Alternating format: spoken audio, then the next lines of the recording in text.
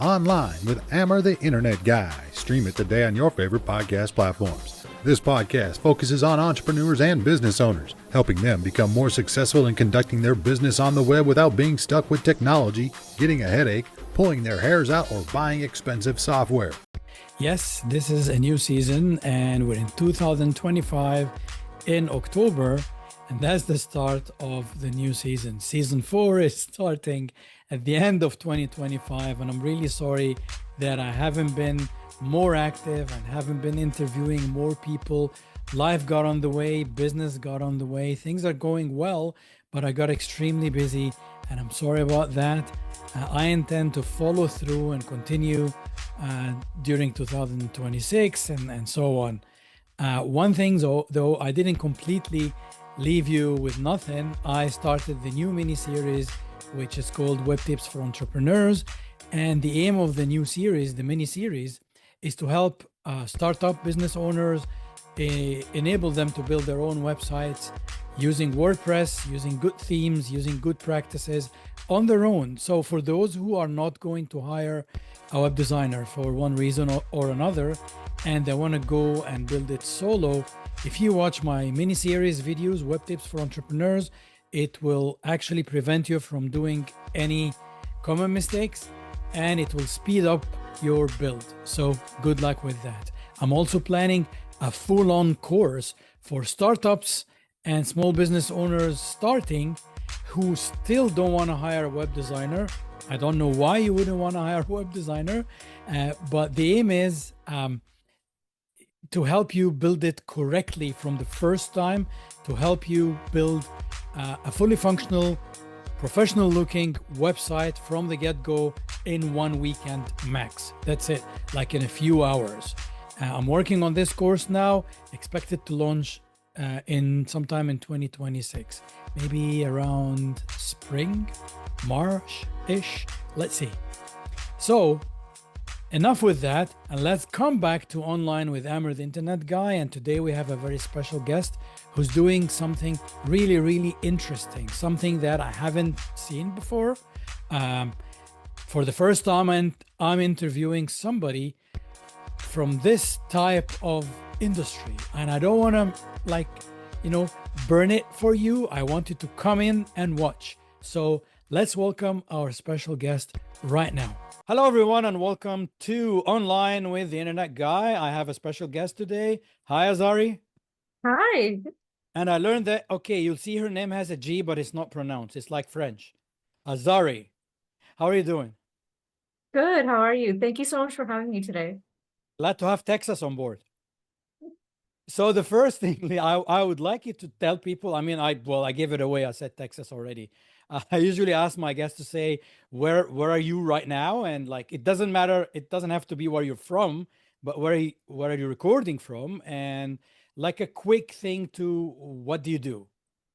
I am currently located in Austin, Texas, but our company is nationwide, and we help individuals who are high net worth, who want to have a cash flowing business, either as a absentee owner or as an investment.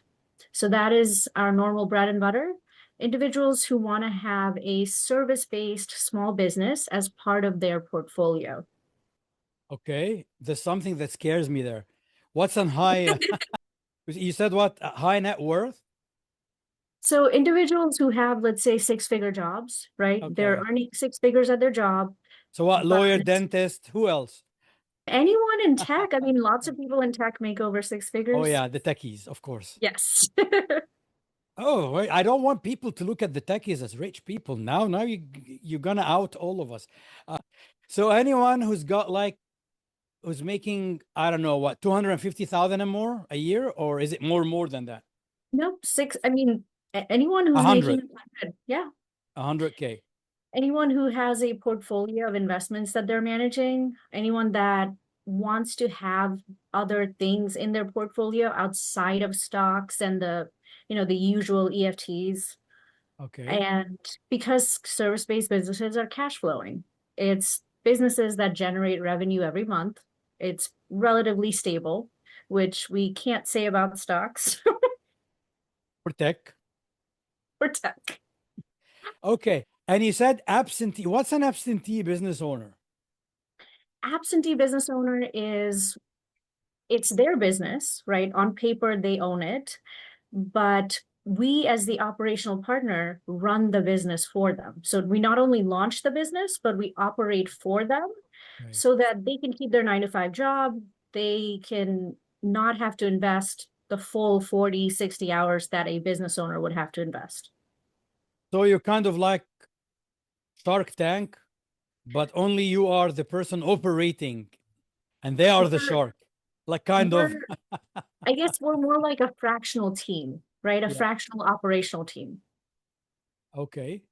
So I had a quick look at your site and some of your posts on social media, and it kind of I had lots of questions, so that's why we're Go here. for it.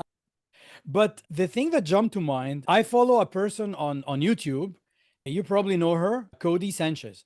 I was, And yeah, she says she always says she refers to these types of businesses as boring businesses, but she always says that this is where the money is. So is that what it is? Is it yes, it is absolutely 1,000% true. That is where the money is. About 55% of US economy is based on service-based businesses as part of small business. okay? So Do you want me to you give you would examples of what a service business is so that we'll it's get to that, but like I'm saying, you yeah, would because like for example, with the person with my background, I'm a techie, right? So it's always the shiny object and the next shiny object, and when people do invest in tech, sometimes you hit it. Like if you're lucky, you can like if I got to Bitcoin when someone offered it to me at $1, guess where I would be now? But I said no. If I can't touch it, I'm not, I'm still a techie, but I'm not into virtual stuff. I'm not into NFTs and like it's not because I don't understand it. It's because I felt like it's not for me. It's kind of, exactly. I like the black and white sort of thing. Like it's either work or it doesn't, kind of a science. I don't Yeah. like things that are based on opinions or that are based on inflated demand, like a bubble that will burst. And I feel that physical business is immune to all this. You're quite accurate. I mean, no one's going to stop getting their house cleaned. Yeah. Hopefully. Oh God. Yeah. Yeah. Try to Hopefully. convince the kids. No one's gonna, if they have a home, right? They're not gonna stop getting their lawn mowed. Or the Um, gutters cleaned or right. pressure Exactly. washing. So yeah, let's get into some examples. We've got into examples that are related to homes. What do you think is, let's make it a bit unusual. Some brick and mortar business that Mhm. is really good in cash flow that either nobody knows about or not many know about or is not sexy so people don't get into it. What do you think? Well, if you want something that's really not sexy, I would say biohazard cleanup. Great Okay. money, but You have to wear the whole thing? Like, oh, well, for some of the jobs, yes, you absolutely should because you're dealing with yeah. bloodborne pathogens. Oh God. Yeah, Okay. But that's a good cash flow. very good because a lot of times, I would say 80% of the time, insurance will cover it as well. Okay. And they don't have to operate it themselves. So you're saying that you come in as a partner, literally So you are a partner in, you become a partner in the business and you can run it for the person and split the income. That's how no, it so works? Okay. we don't do that. We come up with a business that's going to do well for that individual based on their skill sets, their existing contacts, where they're located, what type of competition is there for different things. Then we pick a model, right? We pick the Okay. business with Oh, them. okay. But And if they then, wanted absentee, how would that work? so Not necessarily the biohazard one, but like in general. yeah, so we would set up the entire team, right? The sales operations, the administration side, the technical technicians that are going to do the job fulfillment. We set everything up and operate remotely so that the business owner doesn't have to. Okay. Okay. So So it's true sense of fractional operational team. I want to make a difference between two things because I can see on your website they also teach the stuff. We do, yeah. So Because let's not have, everybody can yeah, afford our price tag for a full absentee owner. okay. So you kind of, let's say I'm well, lawyers are too busy to have another business. Let's say I'm a high net worth government employee. I don't know, some director in some department that Trump is going to close soon. Very real problem, yes.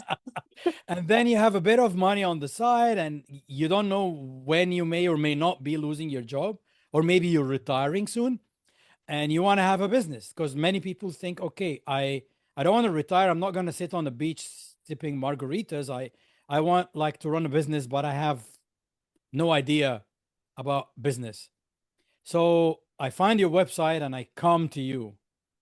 How would you know which track would like I know, I mean, I assume, and I saw that on your website, you'll have a discovery call and everything, but like in general there are two tracks. I can either learn business or I can team up with you and we can attack this together. Is that kind of, did I say it right? Yeah, in hindsight, sure. It's if you simplify it, sure, there's two tracks. One track is where it's more DIY, where you're doing it, but we're telling you what to do, and we're checking in every week, every day to make sure you stay on track. The other track is for people who are really busy, right? They already maybe have other businesses Yeah, or other interest, and they don't have the time bandwidth to run another business. Or if they have their 9 to 5 job, right? okay. So the part where they hire us to operate the business, that's more attractive for that demographic. But then, it could be someone where they had a great job, now they're laid off. Yeah, They want something else that they can run and operate themselves. Then the DIY track, or the track where we just launch the business and then train them as a business owner on how to continue running. perfect. So it's kind of a combination of both. Here's Correct. some stuff that you learn you have to do on your own. Here's some stuff that will do for you to make your life easier as a startup, like the things that maybe people don't like, which Or is a know little, about, right? yeah, If you yeah. come from the corporate world and you're used to having millions and billions of dollars to run a Oh corporation, my God. Now you have to very bootstrap it. different. Yeah. Very different. Well, you're not bootstrapping because every business we launch, and that's also why we focus on, individuals with service-based business interests, is because we're able to get small business administration loans for them. Oh, okay. Okay. Yeah. I was going to ask you what is SBA. Now you said it. Yeah. So So these we are help them. kind of like state loans, is it? Like kind of like we have provincial loans here for Yes, small businesses. correct. So if you're in a certain industry that the state deems they need more people doing that, they kind of give you a bit of money. Up to 5 million. Wow. I got to move to Texas, man. Well, it's not just Texas, anywhere in the US. Perfect. Yeah. So I come to you out of my cushy government job and I say, I'm thinking of starting a business. I don't have a lot of cash, but I have some. Maybe I have, I don't know, 50K aside. And I mean, I've been offered franchises before. So when I moved Mm, in from the Middle East, my last job before coming to Canada and becoming Canadian, I was in Dubai. And the moment love Dubai. everyone hears the word Dubai, they think I'm loaded. So I got offered different types of franchises. My biggest problem was there's some obscure franchises that no one heard about, and they want 75K as a start, plus Mm. some annual fee, plus whatever. Monthly And fee, correction. or monthly, yeah. And like if you're not McDonald's or Starbucks or Tim Hortons, it's like, who the hell are you to take 75? I mean, I know that these big guys don't take 75, they take more, but it's kind of their business model brings the money from day one. So your return on investment is there. But like if I am gonna be like you even asked them the question, how are you marketing your brand? Silence in the room. It's like, so you expect me to pay you to take your brand, which I don't own, and locally expand it in my market, and I'm the one paying you? Like, I don't know, it blew my mind. Yeah, I, I'm, I have fallen trapped to that as well in the past. And that is one of the biggest propellers as to why I do what I do today. Because I did buy into a franchise where I did pay that upfront fee. And in the beginning, they sell you such a pretty rosy picture. Oh, we have manuals. Yeah. Take the They try, PDFs and you're on your own. Like, literally, it was literally me paying them over six figures, right?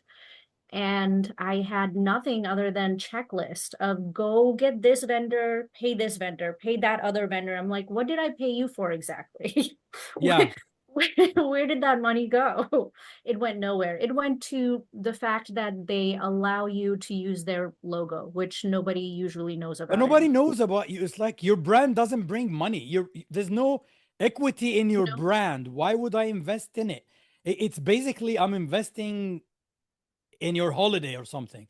Like, yeah, it gets people who are risk averse, right? And yeah, they think because they've never done it that, oh, I'm buying into a business in a box system.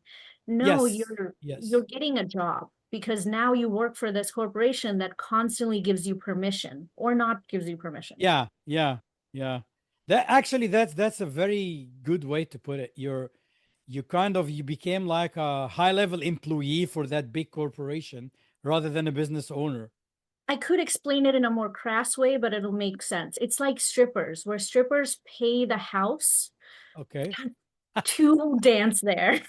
It's kind Okay. of like, or nail techs, where the nail tech pays the nail Yeah, salon let's keep it nail to tech. work Okay. there. Stripper nail tech? No, okay, sorry. You No, get yeah, it's what yeah, you when get you paid this I'm kidding, I'm franchise. kidding. I know, yeah. It's like you're buying a physical location, you're renting a piece in a physical location to do your business in it, no matter what the business is. Yeah. So whether it's the strippers or the or the hair salons, nail salons, where you have some professionals coming, they rent like they call it a chair, like you rent a Yes. chair in a saloon. But the idea is like it has to already have the traffic, so you have to have the foot traffic. Like if you rent it in an obscure place, you'd rather just get your own shop then. Like, what's the point of, Exactly. you know? But if they have like a location in a mall, and the mall has, I don't know, 20,000 visitors a day, and the saloon gets at least like 1,000 visits a day, or even 500, and you rent a chair there, you kind of guaranteed that all your 6 or 7 hours spent there will be productive and you'll make the money. Right. I guess that's actually better than franchises. So that was actually a horrible analogy on my end.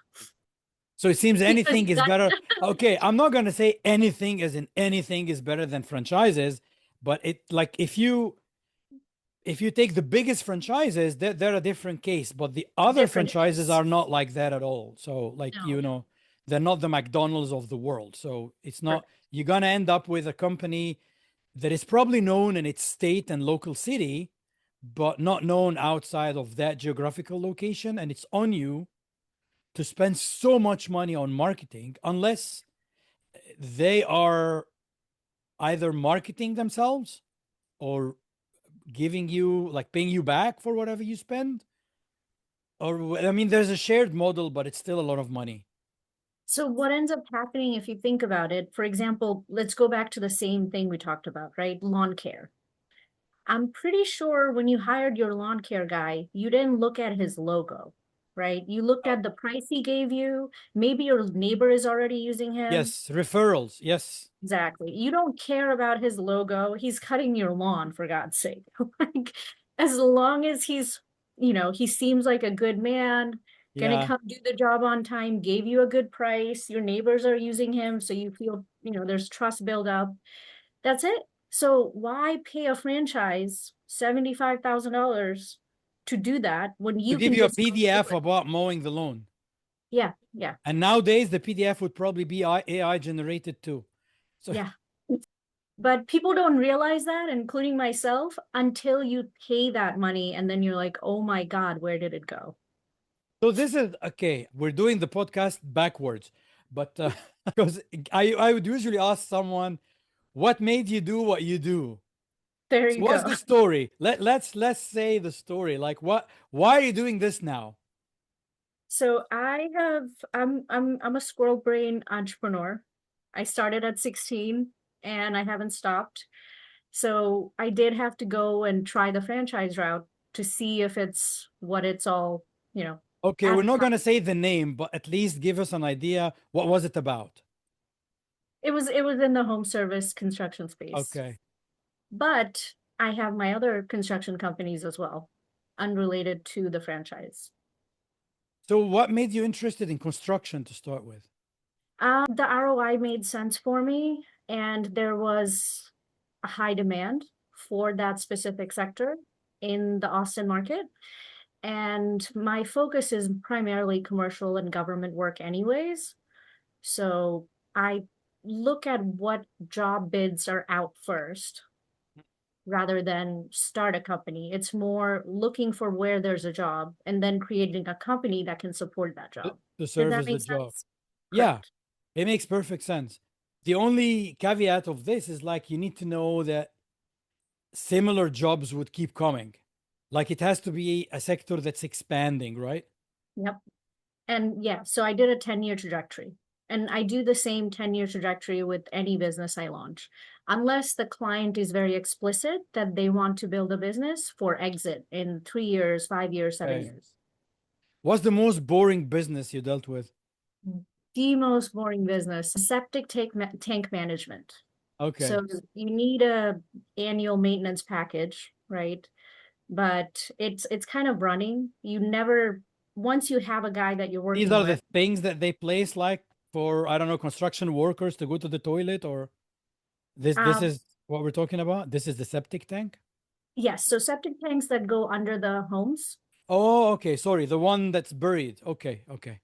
those need maintenance. Yeah, you gotta like pull out this like the big cars with the big hose. Yeah, stuff that Yeah. no one wants to talk about, don't want to know they exist. You have a company, you don't even know you have the company because you hired them 3 years ago. Yeah. That come and empty your septic tank. That's good money in this actually. Very good money. Mhm. Yeah. And what's something that someone came to you and when they started the business, they got really excited. Like it's kind of like, oh, I didn't know that it was gonna be so much enjoyment. So I had a client who came about a year before he was ready to retire. And he's always had a managerial position his entire career. So never actually, he's managed teams, but never actually ran a small business. So he was pretty scared. He's in his 60s Yeah. now, starting Starting fresh. business Yeah. ownership. Yeah. But after doing the analysis in his city, it made sense for him to do a deck building company, backyard deck. And Tech at building this, company. Okay. yes, like backyard Yeah, yeah. patios, The kitchens. patios and yeah. Yeah. So like outdoor kitchen. Even though he was never in construction his whole life. Well, the reason I went with that is from our conversations during onboarding of how much he himself enjoys carpentry as a hobby. Oh, okay. So combining where there's a demand with something that he naturally likes to do, it seemed like the right choice to go with. Okay. What And happened? he absolutely loves it. Absolutely loves it. How long ago did he start? About 19 months. Okay. And I would assume now that he's probably his phone doesn't stop ringing, right? Like No, I everyone mean, wants a deck or a patio, especially when you have good weather. yeah, so in his location, he's doing really well. And what ends up happening with most home service businesses is after about 12 months, most of your steady clients are referrals, right? Yes. Yes. Because people who go to your house and you have a great backyard kitchen, they're going to ask you who got it done for you, or you're going to brag about it. Yeah. Because Yeah. why else have a Sunday barbecue if you can't brag about your new kitchen? Of course. Yeah, this is exciting. It's interesting.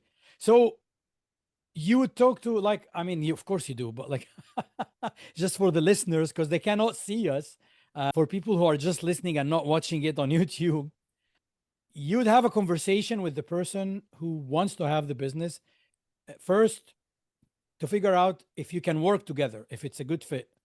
Because sometimes, like, for one reason or another, you cannot work together. And the second thing is for you to gauge the natural interest to see which type.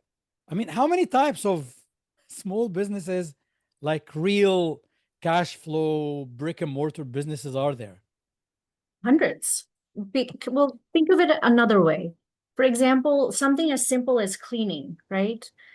Biohazard cleaning is cleaning. So you Yeah, may consider cleaning as one type of business, but I can tell you 20 different verticals within cleaning. yeah. Does that make sense? And you don't have to do all of them. You can just specialize in one. I would recommend you only do one, but yes. Yeah. To be known for, like, as the expert in this area Yeah. for this specific, I don't know, And the outside training pressure is wash or whatever. the training is different, the material is different. So you do want to specialize in one thing. Nice. So, yeah. So you've gone from the construction business yourself. I still have my companies. Okay. Yeah. You don't strike me as a construction woman anyway. Well, when you're a business owner, you're not out there putting up drywall. I know. Right? But you definitely have a hard hat, don't you? I do have. So you've gone from this to helping people construct a business, not in the Right. physical way, but well, I mean it is, but like not in building the building that will house the business, but it's actually building the actual business. What At what point did you feel like this is like, I'm interested to know, let's say you have your construction company, you're bidding on contracts, as you said, like kind of government contracts and so on. And all of a sudden something happens and you decide to do something different. What happened? Are you saying I had something that happened that I did something different? Is that the Yeah, it question? doesn't have to be something bad, but where did the idea come from? So it was more of a natural progression, to be honest. It wasn't like I guess if you were to say an event, I would say it is the investment I made in a franchise that was very eye-opening for me, where wow, I've done this myself, made things very successful launching by myself from scratch. But I wanted to see if my Indo franchise can propel that process, which it cannot. Not only can it not propel, it actually holds you back Of and it course. pushes your ROI back. And I hated how, I mean, I don't know if you've ever looked at an FDD, franchise disclosure agreement, No. but that's stricter than a Massey prenup. It's a very sad process. And going through it, it was more like, when something really bad happens to you, you're like, God, I want to make sure it doesn't happen to other people. Yeah. As cheesy as it Yeah. sounds. So that was a big propeller. But even long before that, I've always, I started at 16. And I've always had friends, family, people who lean on me when they have an idea to start a business. And from there, I've had unofficially clients per se. And then those friends go out and get their neighbors who also want to start a business. So I've unofficially been doing this. Organically. Right, exactly. But recently I've decided to turn this into, an official separate entity of its own. So I'm struggling to find the name for it. Is it coaching? Is it like what? How would Business you describe acquisition. it? It's Business business coaching? acquisition. No, it's business No? acquisition. I hate the word coaching, even though we do have programs for coaching. It's more of a done for you service, right? We're Okay. not just talking to you about it or coaching you or training you. We're actually building and executing. We're operating. Okay. Like, I'm not going to call you if you're my client and tell you to go tell your staff this and that. I am calling your staff and having them do XYZ. My team is working to do the due diligence, do the registration, whatever needs to be done for that business. So let's say, okay, here's an example. Let's go back to the example of the gentleman who did the decks. I'm pretty sure that the biggest problem with anything that has to do with the deck is to go to the city and get a permit. So if Depends he on hasn't done that before, like, yeah. So were you telling him where to go to get this done, or you're like kind of sending a team member to go with him, or like how does it work? So anything to do with compliance, licensure, we do anything that's remote, right? The application process, the online registration process, we handle all of that. But if there's a part where they want to see the physical business owner in person, and for a lot of licensure, you do have to. A lot of licensure actually comes with an exam that you have to pass as well, depending on the Yeah, industry. you don't want to build something that will fall. Yeah. So that we can't do, right? We Yeah. can help you study for it, which we do, and train you and Yeah, but quiz. you'll have, yeah, of course, you'll have the curriculum and I don't know, a bank of practice exams and stuff like that. Yeah. Right. So Questions. whatever you need to prepare you to do the part that we just can't do, which is you passing the exam and getting the license, or having one of your staff go and do that. And I'm assuming that this is why it's really important when you talk with the person for the first time or first couple of times to nail which business will suit them the most, because you don't want them to start something that they will later on not like. Yeah, if someone hates babies, getting them started with the daycare is usually not a good idea. Yeah. If somebody has kids already, it's like probably they don't want to deal with kids again. Other No, people's I'm kidding. kids. I'm kidding. They're upstairs. I don't know if they can hear me. I mean, I call them kids. They're 21 and 18. They're not really kids, but like Yeah, not anymore. there's a man and a woman, a young man and a young woman. That live in your house for free, probably. Yeah. Yeah. Oh God. Yeah. Don't get me started on the cost of living in. I think America is the same, but Canada is getting worse. Our dollar gets weaker. We're shipping more jobs and more money to the United States, which means we should be shipping Canadians to the United States too. Ship your children over.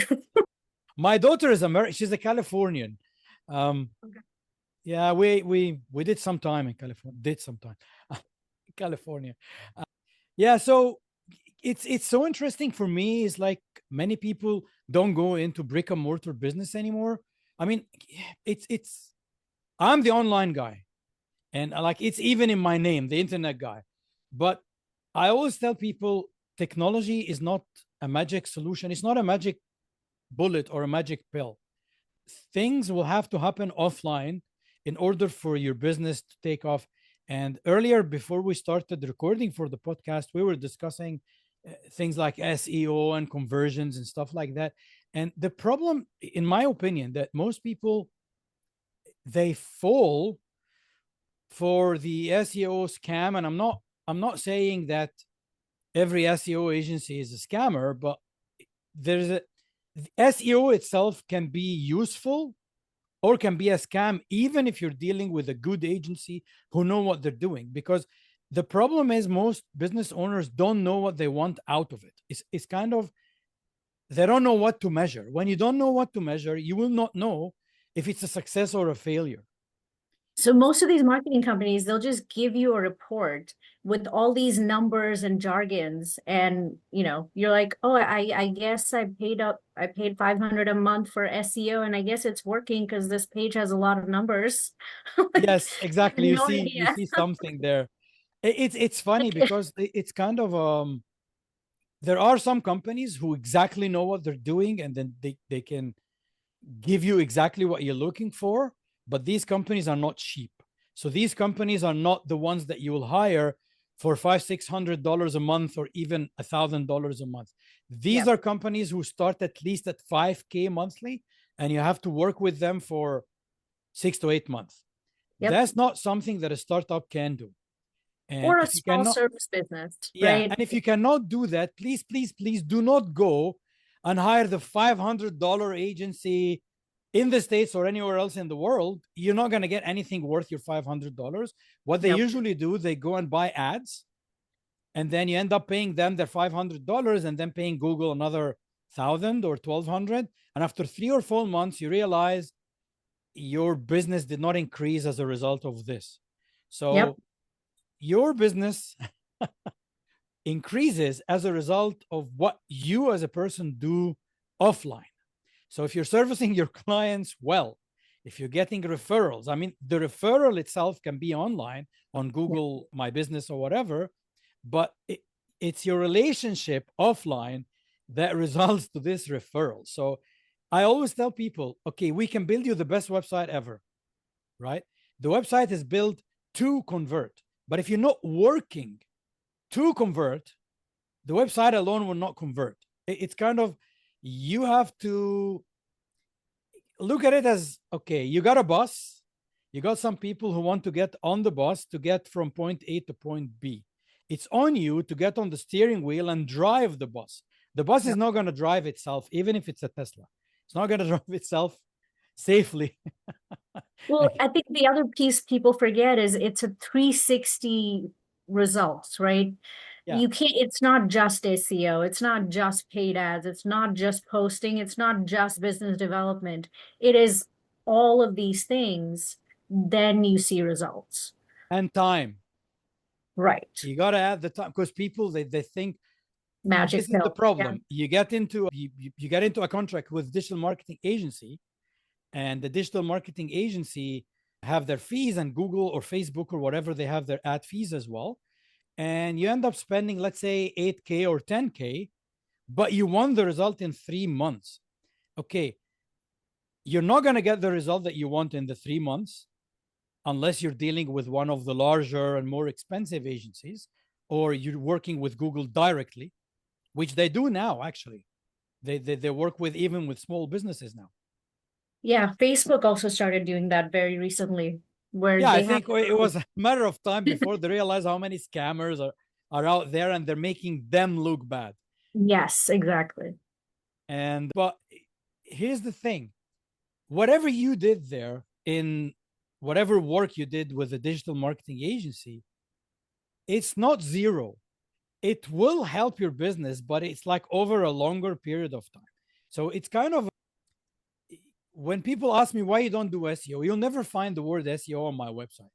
I mean, you'll find it as SEO coaching, because I could, it's natural. You build a new website for a business owner, you want to tell them about what SEO is and what they need to do.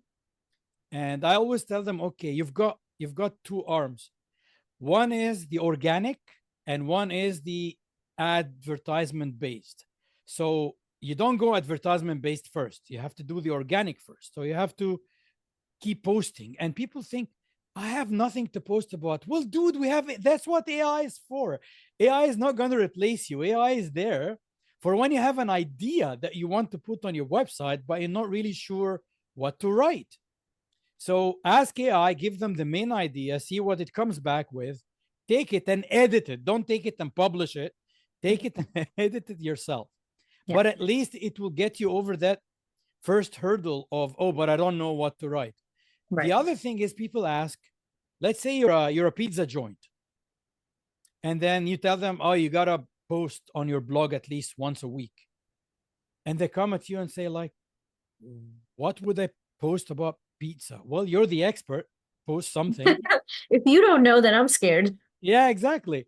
And then you can talk about flavors. You can even talk about funny stuff, about how people don't like the Hawaiian because it has pineapple. Yeah, ananas on it, like pineapple, or why pineapple and whatever. Why this sauce is better than that sauce? Why thin crust, thick crust? It's like I could think of 100 different things to write about pizza, and I'm not a pizza expert. Yep. Right? And then, oh, but would people read it? Some would. You would be surprised. Some would. We have a pizza restaurant nearby, and they ended up, it's a Napolitana. So it's an Italian family. They came from Italy. They ended up shipping the oven from Italy because they couldn't build it here. They couldn't find it here. So they had this story on their website. Yeah. For me, it's fascinating. It is fascinating. And this explains that, in my opinion, their pizza tastes so different than any other place. It's probably the oven. I mean, their expertise and the oven, but like, so how many people know about the oven? That you'll be surprised. Probably so many already saw that, right? It is important. And once you do this organically, Google now sees that your website is not stale anymore. It's not something that's like has been there exactly as is forever. So it will come more often because it knows that there are updates here, and the more you get these updates. And I tell people, don't worry about like all the jargon, keyword research and ranking, and like, don't, you know what happens? People get scam emails from all over the place telling them your website is not ranking. And it's like, okay, what does that even mean? It's meaningless. What does it mean? Your website is not ranking. Is not ranking in what? What is the keyword? What are you talking about? Like, but automatically they get scared. Like I get like past clients and sometimes even existing clients sending me emails like forwarding, and it makes me laugh because they go to panic mode right away. My website is not ranking. It's like, do you know what ranking is, bro? exactly. What is ranking? Like, it's kind of like if you're selling shoes and someone is telling you your website is not ranking. Yeah, you're not beating Nike. That's what they're saying. And you can beat Nike if you have deep pockets, but like, Ooh, that's at this point, that's serious deep pockets. yeah, serious deep pockets, but like, yeah. So you should be ranking for like something, some service in your local community that you're known as the expert for. And then that email that you receive has nothing to do with this. It's not like, and it's funny, at some point, all the boring businesses will end up having kind of 100% of their business on referral. It's like at some point, even your website would not matter. Your website matters when people want to research you. That's it. Yeah, with most service businesses, after what I'm normally seeing is after 2 years, we don't need to do any website or social media there. And most small business owners, they have a cap, right? If they're making $1 million, they're super happy. If they're making 500, they're super happy. And once they hit their number, they're not looking to grow. As long as they can keep their existing clients happy, they're Exactly. doing great. My business is now, I used to say 90% referral. It's 100% referral. Yes, sometimes I get the odd email from someone filling the form on my website. And yes, every 2 or 3 years, I go refresh the look and feel of the website. And every week, I have to make sure that the back end of my website is optimized, it's running smoothly. My forms are sending those emails. Those emails are not ending up in the spam folders or anywhere. So yeah, I do my homework. It's basically like your car maintenance, changing the oil, making sure your tires, they have the enough PSI air in them and whatever, right? But this is something, it doesn't take a long time. When you do this for your website, it's kind of an hour a week sort of thing.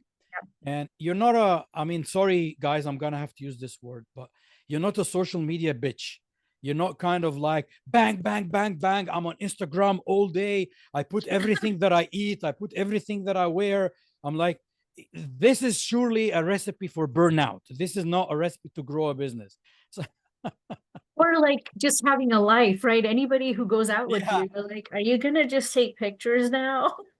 Oh my God, I hate it. You go out, a group of friends, they're not talking to each other. They're like, or maybe they're talking to each other, but on Snapchat or Instagram rather than physically talking to each other. Yeah. I mean, if I want to see my kids, I go disconnect the router. 2 minutes, they're all down. Dad, what happened? Yeah. So, I mean, it's funny coming from the internet person who's telling people focus more offline. But it's kind of, life happens offline. Life doesn't happen online. Even if you're a millennial or Gen Z, well, I guess Gen Z is the generation that called it boring businesses, but there's money in it. There's money to be made.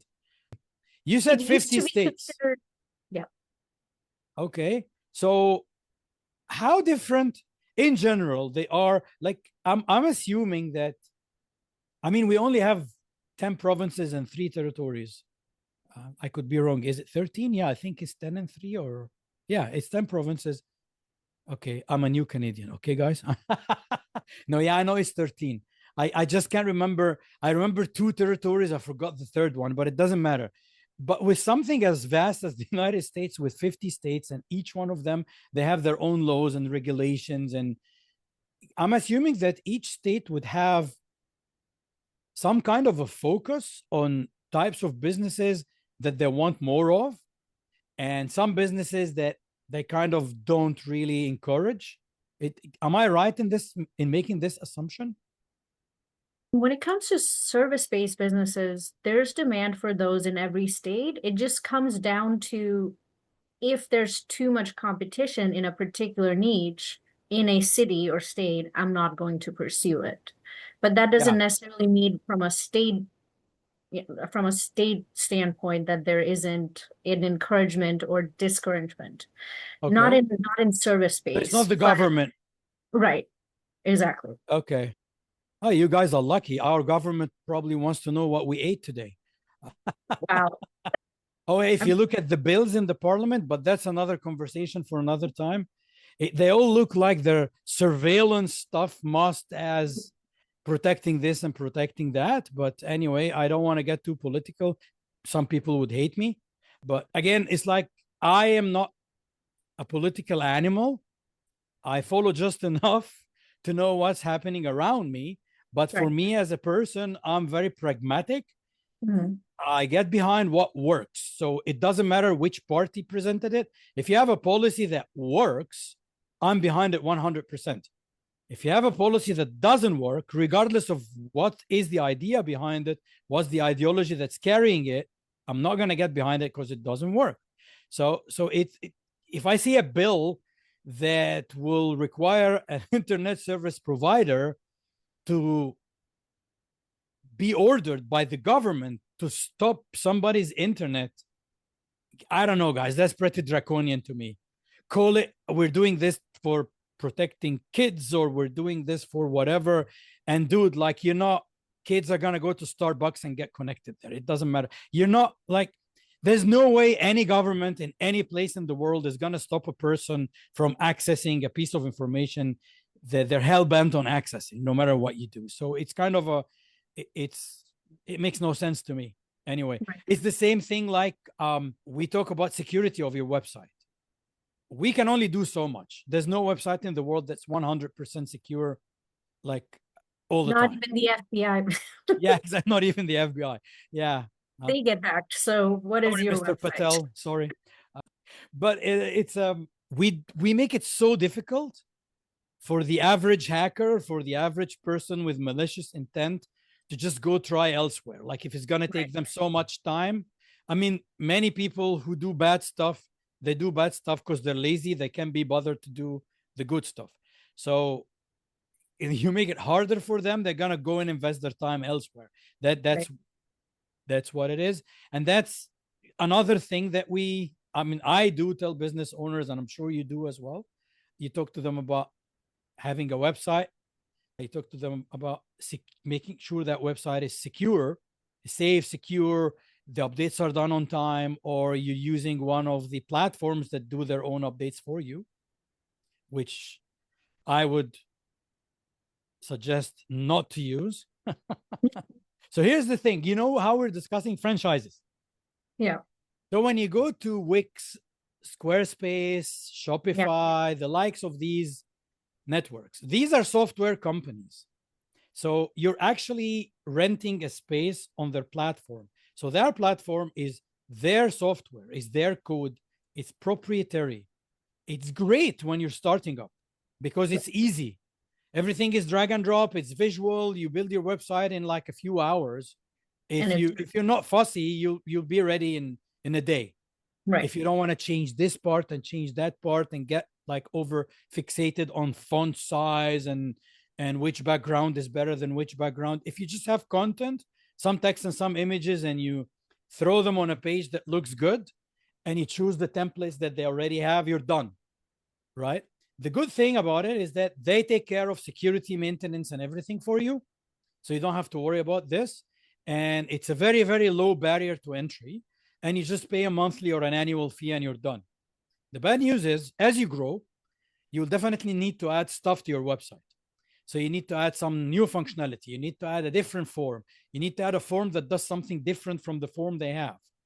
And then you soon realize that if they didn't build that in their software, you cannot do anything. You cannot expand whatever you want to expand on your website. So now you decide, you know what? I'm going to get out. I'm going to build my own website. So I'm going to go buy hosting and use WordPress.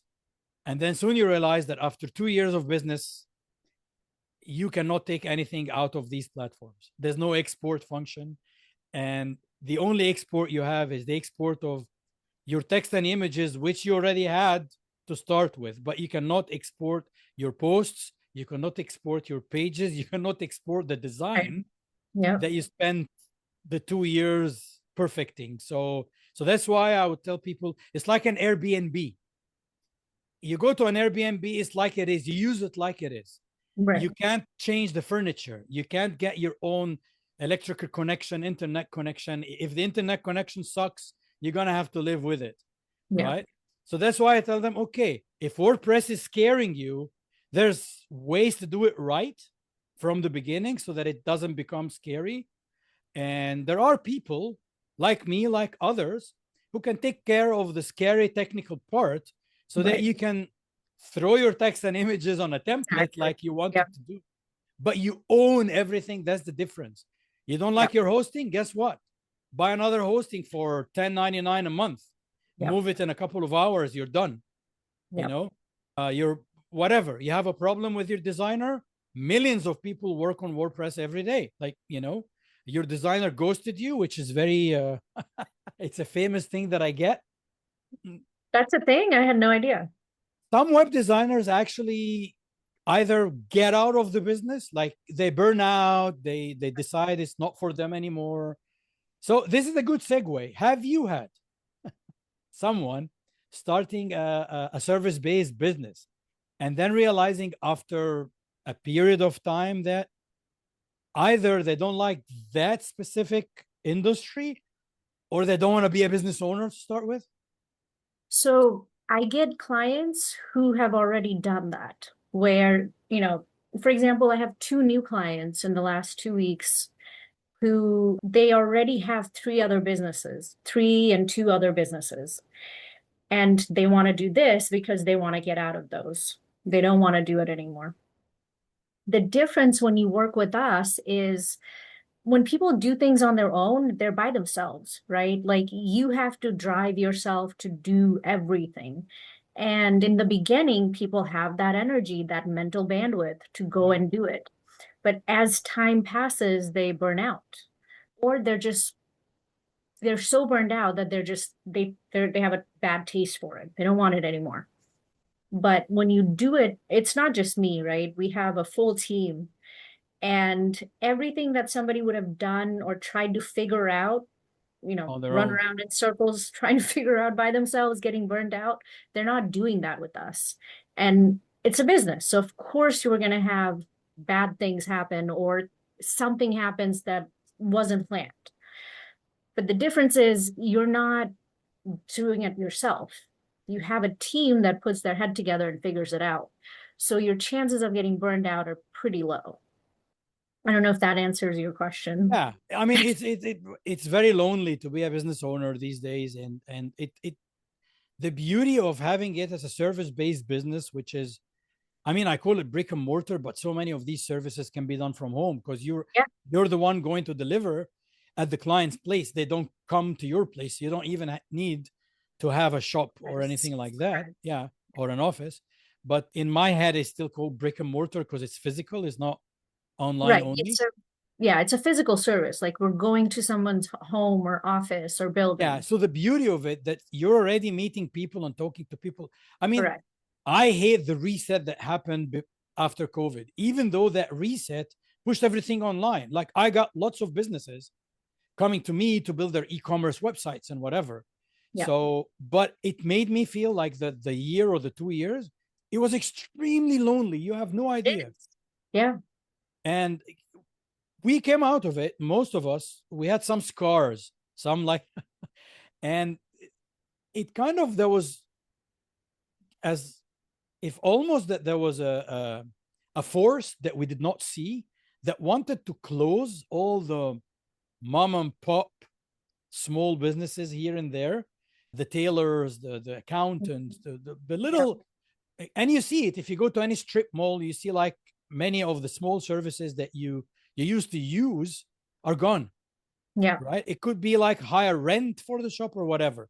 But anyway, so if you have a service-based business, the beauty is you're already out servicing people, talking to people. So you're not alone anymore. Right. Then when you need to do the back end stuff of your business, like bookkeeping, Administration, operations, compliance, whatever, they have you and your team to deal with this.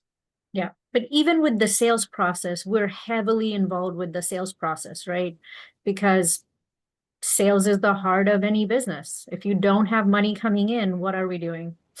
Yeah, exactly. So even if, even if the business owner, most of the time, we don't have the business owner doing the sales part, right? The Yeah. estimations or whatever for the job. There is a staff that we're training, but we do have some instances where, they don't want to hire a staff and they want to be the ones going to the clients, at which point we have to do a lot of training. So even though they're going to the client themselves, we're probably on the phone with them in the car, what to say and especially what not to say. Don't scare the people. Sales is And not a they natural hire, what happens? Okay, do you, because I worked in an I managed an outsourcing call center back in the day in 2006. How long ago was that? I'm not going to say. I'm young, guys. I'm young. And one of the things that we had, so we used to hire the staff, train them for the client. So we have, let's say we have a bank, and the bank, they want like 15 customer service agents. So what we did, we took their curriculum, their training curriculum for customer service. We hired the people. While we're interviewing them, we'd also get the client's approval, like on their profiles, bios, whatever, so that they know that we're on the right track. Once we hire them, we train them. We do the customer service training, like our own, and then we train them on the bank systems and whatever they will be using, and the bank's policy, customer service, like policies and procedures. And then they go and sit actually at the bank. So the bank pays me, I pay the staff. It's kind of a, it goes in circle. So in the beginning, when I first joined that company, they had no clothes for poaching. So what happens after a year, these people get really good in the job and the bank wants to hire them to become the bank staff directly. And then we end up hiring new people.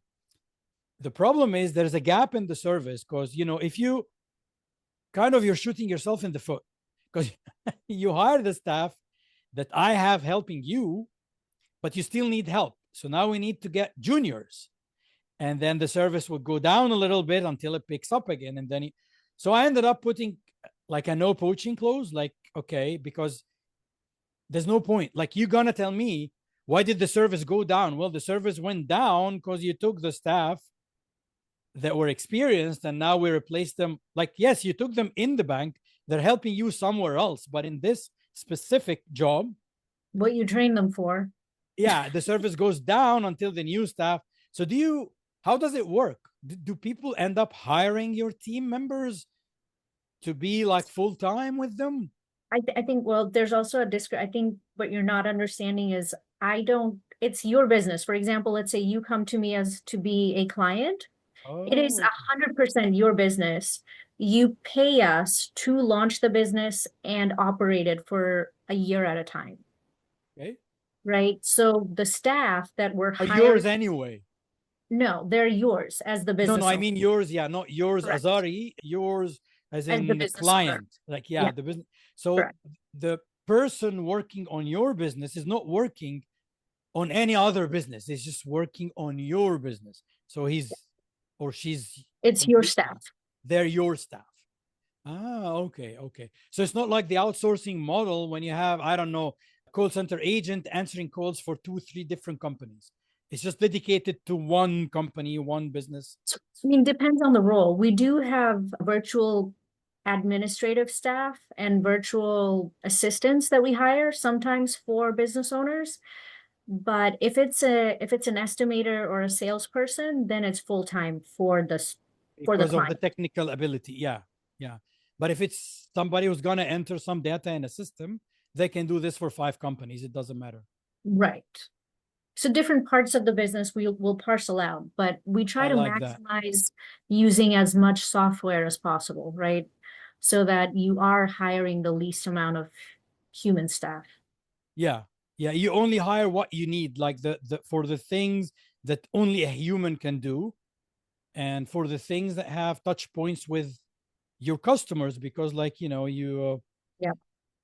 you're a customer facing service business. Yep. Okay, perfect. How would people find you? Azgari.com. Okay, so it's AZG, which is silent, but it's still written, guys. ARI. Correct. Okay. Thank you very much, Azari. I really enjoyed this conversation. Yep, And this was fun.